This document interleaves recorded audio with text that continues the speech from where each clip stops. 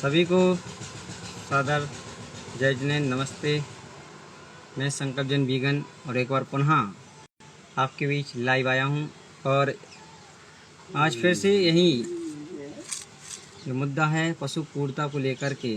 ऐसे माहौल में रहने का मन नहीं करता जहां पर इतने पशु पक्षियों को बेरहमी से मार दिया जाता है और ये मर जाते हैं हमारे लिए। क्यों? क्योंकि हम इतनी ज़्यादा चीज़ों को उपयोग दिन प्रतिदिन कर रहे हैं जिनको कह पाना बहुत मुश्किल है, गिनना मुश्किल है। इतनी चीज़ों को हम ले रहे हैं। आजकल दूध के बिना, दूध से बनी हुई चीज़, बर्गर जो भी आते हैं, इनको हमें बहिष्कार करना चाहिए। हमारी भारतीय संस्कृति के खिलाफ है और यह अधिकतर बीमारियों की वजह भी है। इस तरह की जो चीज़ें आती हैं डेयरी प्रोडक्ट, इनके लिए भी जितना हो सके इनको दूर रहना चाहिए।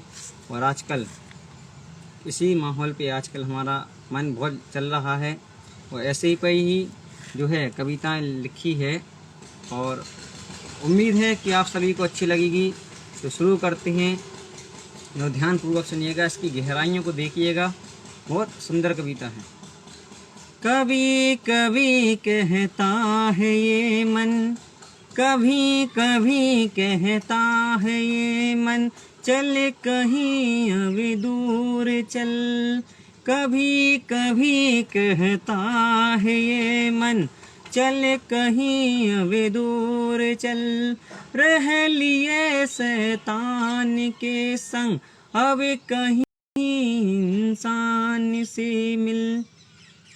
कहा है कि जो शैतानी हैं जो इस तरह जानवरों को मार रहे हैं दिन प्रतिदिन, और अब यहाँ पे जो है मन नहीं लगता। तो इसलिए जो कविता का कहने का मतलब है, तो ये कह रहा है कि अब ऐसे माहौल में अब नहीं रहा जाता है, इसलिए अब कहीं ऐसी जगह चल जहाँ पर ये सब नहीं हो, सभी एक दूसरे से प्रेम करें।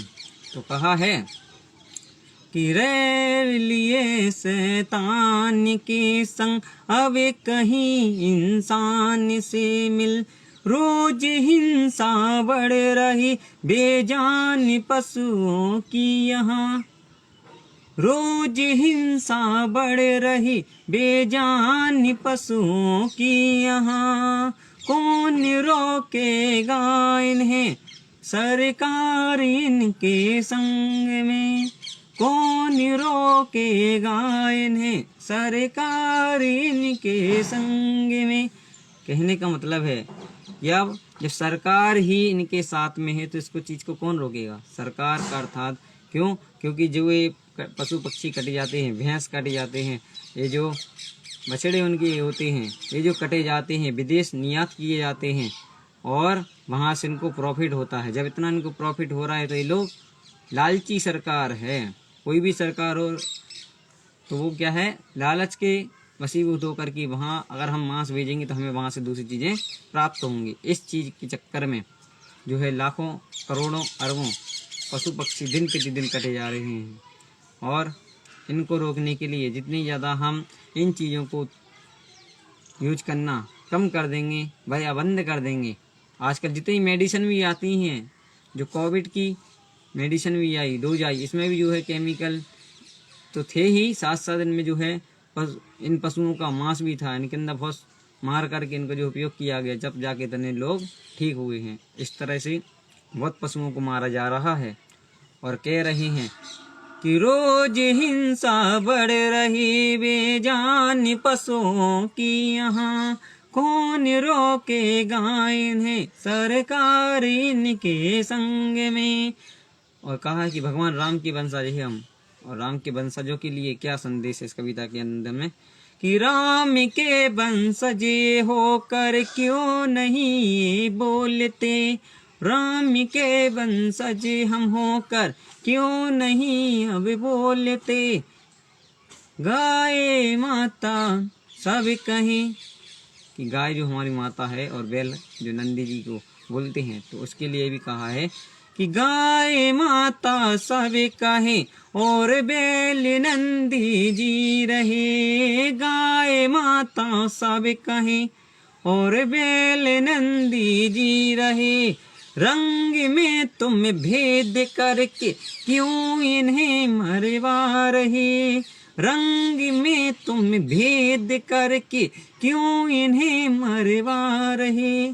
कहा है कि गाय को तो हम माता मानते हैं और बैल को नंदी जी मानते हैं, लेकिन रंग काले गोरे का भेद नहीं, हर दिल से हमारा नाता है। इस तरह की बोलने में अच्छा लगता है, लेकिन इसको फॉलो कोई नहीं करता है। गाय सफ़ेद है, गोरी है तो उसको माता, और भैंस क्या हुआ, काली हुई तो उसको जो है कत्ल में भेज देते हैं। ऐसे ही बैल नंदी जी की सवारी है, शंकर जी की सवारी है, नंदी जी हैं, तो उनको जो है बचाने के लिए बोलते हैं लोग, लेकिन इनके जो बिजाड़ होते हैं, इनके बछड़े होते हैं, इनको तो क्यों नहीं बोलते। इनके लिए भी बोलो कि बोलते तो हैं, काले गोरे का भेद नहीं, हर दिल से हमारा नाता है।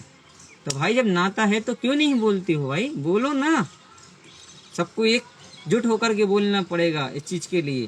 तो कवि का सारांश आप लोगों को समझाने का इतना ही है, और इसकी आगे की गहराइयों को देखते हुए कि एक से ही प्राण है सभी जीवों में यहाँ, एक से ही प्राण है सभी जीवों में यहाँ। मतलब कि हम सभी के अंदर एक से ही प्राण है, चाहे वो पशु पक्षी हो या हम हो, आत्मा तो एक समान ही है। कृष्ण जी ने कहा है गीता में, और जैन धर्मों को तो इसको मूलतः ही लेते हैं, लेकिन कृष्ण जी ने कहा है कि जिस तरह आदमी कपड़े बदलता है उसी तरह ही आत्मा शरीर बदलती है। तो आज हम मनुष्य के शरीर में हैं, कल को हम भी जो इस तरह से पशु पक्षी बनेंगे तो लोग हमको भी मारेंगे। तब उस चीज़ को हम याद करेंगे, अरे हमारे सामने भी तो मरते थे, हम तो इनको आनंद मानते थे, है ना, इनका हम दूध पीते थे, वो हम कुछ बोले नहीं, तो फिर हमारे लिए कौन बोलेगा। इसलिए जितना हो सके आप लोग भी इस चीज़ को बोलिए। और आगे की कहा है कि आप अगर उस स्थान पे जाएं तो कैसा रहेगा। तो अपन यदि उस स्थान पे जाएंगे तो सोचिएगा जरा, सोचो अगर तुम मर गए, सोचो अगर तुम मर गए इनके जैसे एक दिन, सोचो अगर तुम मर गए इनके ही जैसे एक दिन, तब याद वो दिन आएंगे जब मार कर खाती इन्हें, तब याद वो दिन आएंगे जब मार कर खाते इन्हें। ब्राह्मण होकर तुम सभी क्यों होटलों में जा रहे। क्या कहा है, जो ब्राह्मण होते हैं वो तो इस चीज़ का बहुत ज़्यादा विरोध करते थे उस समय में। यदि घर में मांसाहार बन जाए, पास में यदि बन जाए, या तो घर छोड़ के चले जाते थे कि घर से उसको अलग कर देंगे, तू यहाँ पे कैसे बना रहा, अंडे कैसे बना रहा है। लेकिन आज वही ब्राह्मण के लोग जो हैं मांस खा रहे हैं, चिकन, मोमोज, पिज्ज़ा सब ले रहे हैं। इसलिए उनको भी सतर्क होना चाहिए कि हमारे जो पूर्वज थे वो किस तरह से इस चीज़ का विरोध करते थे, हम लोगों को इस चीज़ का विरोध करना चाहिए। तो ब्राह्मण होकर तुम सभी क्यों होटलों में जा रहे, चलो जा रहे हैं मानते, चलो जा रहे हो मानते, अंडे चिकन क्यों खा रहे, चलो जा रहे हम मानते, अंडे चिकन क्यों खा रहे। और कहा है कि अगर हम उस परम परमेश्वर के पास यदि हम जाएंगे तो किस मुंह को लेकर के जाएंगे कि हम इनको पशु बीजाणु को मार करके खाते थे, या इनका हम दूध पीते थे लेकिन हम उनको बचाते नहीं थे, है ना, इनकी हम दवाइयाँ लेते थे, इंग्लिश दवाइयाँ लेते थे, बल्कि हमारे पास आयुर्वेदिक है जिसमें किसी भी प्रकार की हिंसा नहीं है। तो हम ना करके आयुर्वेदिक ना ले करके मेडिसिन लेते हैं इंग्लिश की, तो वो जाके बताएंगे कि हमारे पास उपलब्ध होती हुई लेकिन हम चीज़ को नहीं ले रहे थे। हमारे पास इतने सारे प्रोडक्ट थे लेकिन हम मांसाहार को ही अपना रहे थे। हमारे पास आयुर्वेदिक परफ्यूम थे, मेकअप का सामान था, लेकिन हम जो है विदेशी ले रहे थे जिसमें मांस का अधिकतर उसके अंदर मिलावट होती है। उन चीज़ों का हम उपयोग करते, किस मुंह को लेकर के जाएंगे हम कि हमारे अंदर करुणा भाव नहीं है, दया भाव नहीं है हमारे अंदर, किस मुंह को हम वहाँ पर लेकर के जाएंगे। तो कहा है, तू कर रहा है जो भी कुछ, तू कर रहा है जो कुछ भी, वो सभी है देखता, ऊपर सभी वो देखता, तू सोच क्या बोलेगा जब, तू सोच क्या बोलेगा जब तू जाएगा उसके यहाँ, तू सोच क्या बोलेगा जब तू जाएगा उसके यहाँ। तो कहा है इतना ही कविता का जो हम लिखे थे, हमारे अंदर के भाव हैं जो कविता के माध्यम से बाहर आ रहे हैं। इसलिए सभी को इस चीज़ के प्रति बोलना चाहिए। जो भी आजकल हम देख रहे हैं, जो भी पशु पक्षी होते हैं, यदि वो इस तरह से बीमार है तो उनको भी जो है चिकित्सा प्रदान करें। यदि किसी को, आजकल देखते हैं हम हाईवे पे हम गाड़ी चलाते हैं तो ऐसा नहीं होता, जब तक हम अपनी मंजिल पहुंच नहीं जाते तब तक हमारे लिए 15-20 ऐसे मेले मिलते हैं, मरे हुए मिल जाते हैं। कभी कुत्ते में लगाए, कभी गाय में लगाई, कभी बछड़े में लगाए, इस तरह से जो है मरे हुए पड़े रहते हैं। तो इसलिए हम गाड़ी भी चला रहे हैं तो देख करके होश हवास में चलाना चाहिए कि कहीं कोई जीव आ तो नहीं गया उसके नीचे, और आएगा ही कुछ, आप सामने देखेंगे हॉर्न बजाएंगे तो कोई भी ऐसा भी नहीं आएगा, क्योंकि पशु पक्षी तो बेचारे वो हैं, अब उनको पता नहीं होता किस रास्ते जाना, क्या हाईवे है क्या नहीं है। तो इसलिए हमारा विवेक है, इसलिए इसको उपयोग करते हुए हमें लिमिट से गाड़ी चलानी चाहिए, स्पीड में।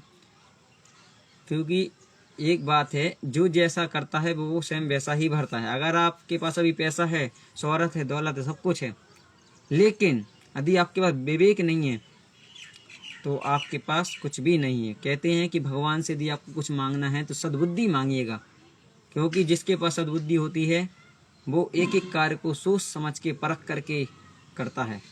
तो इसलिए हमेशा जब भी प्रभु के सामने, खुदा के सामने, अपने इष्ट देवता के सामने यदि हम कोई प्रार्थना करते हैं, कुछ इनसे मांगते हैं, तो हमेशा एक ही चीज़ मांगना चाहिए कि हे प्रभु, सब कुछ मिला है आपकी आशीर्वाद से, बस एक चीज़ की कमी है, वो है सद्बुद्धि। सद्बुद्धि दीजिए जिससे हम अपने आने वाले कल के लिए, आने वाले समय के लिए हम जो है जागरूक हों, और इन सभी जीवों के प्रति भावना भानी चाहिए कि जो है सभी सुखी हों, कोई भी किसी प्रकार से दुखी ना हो। कि कहते हैं कि सर्वे भवन्तु सुखिनः, सर्वे भवन्तु निरामया, सर्वे भद्राणि पश्यन्ति माँ कश्चित् दुःखभाग् भवेत्। इस तरह के उदाहरण पढ़ने के लिए नहीं होते, इनको जीवन में अमल करना भी होता है। इसलिए जितना हो सके आप सभी से अनुरोध है, विनय है, चरण स्पर्श करके है कि आप लोग भी जो है इस तरह से पशु पक्षियों को, जानवरों को, इनके द्वारा यदि किसी प्रोडक्ट होता है, अगर हम देखते हैं जो भी प्रोडक्ट होता है, यदि कोई बिस्किट है या कोई नमकीन है तो उसके अंदर यदि ई कुछ नंबर लिखा होता है, ई 705 है, 208, इस तरह के यदि ई से कोई संबंधित है तो समझ लीजिए उसके अंदर मांस 100% मिला हुआ है। इसके कोड होते हैं ये, जो लिखते नहीं है डायरेक्टली, इनडायरेक्टली उसके अंदर छुपा होता है। इसलिए जो भी है सोच समझ के परख करके यूज करें। रोज योगासन करें तो आपको इंग्लिश मेडिसिन की जरूरत ही नहीं पड़ेगी। यदि जरूरत है तो आप आयुर्वेदिक को अपनाएं, स्वदेश बने, अपने देश के काम आए। सभी को सादर जय जिनेंद्र, नमस्ते। अगली वीडियो में पुनः मिलेंगे आप सभी के बीच में, तब तक के लिए।